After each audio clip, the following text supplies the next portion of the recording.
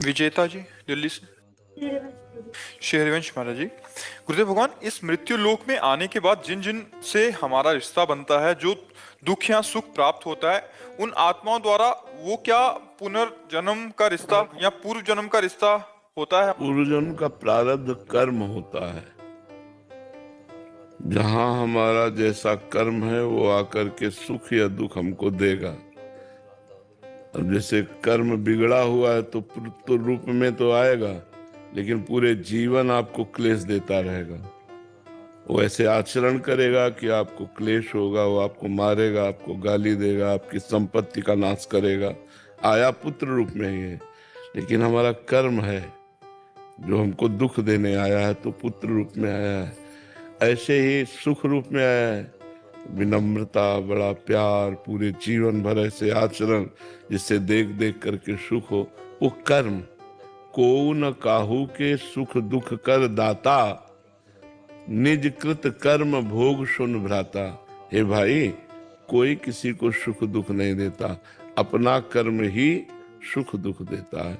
वही उनके दिमाग में सवार होकर ऐसा बोलेगा, हमें सुख होगा, वही ऐसा बोलेगा, हमें दुख होगा। हमारा कर्म ही हमको सुख दुख देता है। तो इसलिए हमें ये जन्म जो है, राग रहित होकर के, ममता रहित होकर के, सारा ममता सारा अनुराग भगवान के चरणों में समर्पित कर दें और नाम जप करें और सबसे अच्छा व्यवहार करें। अपने पराये का भेद न रखें। सब में भगवान विराजमान है।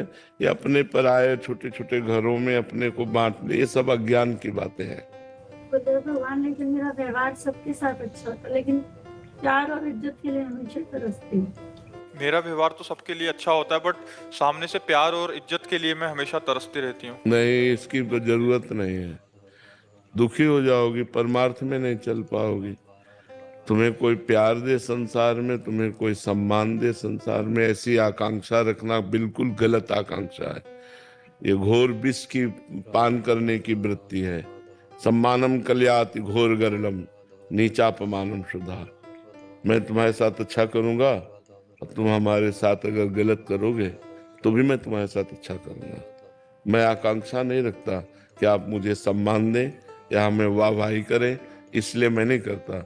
मैं आपके साथ अच्छा व्यवहार इसलिए करता हूँ कि मेरे भगवान आपके हृदय में वास करते हैं। अगर आप सम्मान, इज्जत का मतलब सम्मान ही होता है। अगर आप सम्मान चाहती हैं, आप उधर से अनुकूल बात चाहती हैं, को आपके अनुकूल चले, वो आपको सम्मान दे, तो ये मायाकृत बात है। इसमें आपको दुख होगा, जलन होगी, आप अच्छा करना भी छोड़ देंगे। अच्छा करके दूसरे से सम्मान चाहना, दूसरे से अनुकूलता चाहना, ये अज्ञान की बात है, परमार्थ की बात नहीं। परमार्थ की बात यह है कि अच्छा करके, यदि सामने वाला बुरा हमारे साथ व्यवहार करता है तो भी हम अच्छा करेंगे, क्योंकि हम उसके लिए नहीं कर रहे, हम भगवान के लिए कर रहे हैं। वो व्यक्ति अपने स्वभाव से हमें गाली दे रहा है, लेकिन अगर अवसर आया तो सबसे पहले हम दौड़कर उसका सहयोग करेंगे। ऐसी भावना होनी चाहिए। ये परमार्थ है। स्वार्थ और परमार्थ में अंतर होता है। आपकी जो बात है वो स्वार्थ युक्त है। आप स्वार्थ रखते हैं कि हम इसको पानी पिलाए तो धन्यवाद हमें बोले, ये बात ठीक नहीं है, ये स्वार्थ युक्त है। परमार्थ ऐसा आदेश नहीं करता। परमार्थ आदेश करता है, नेकी कर दरिया में डाल।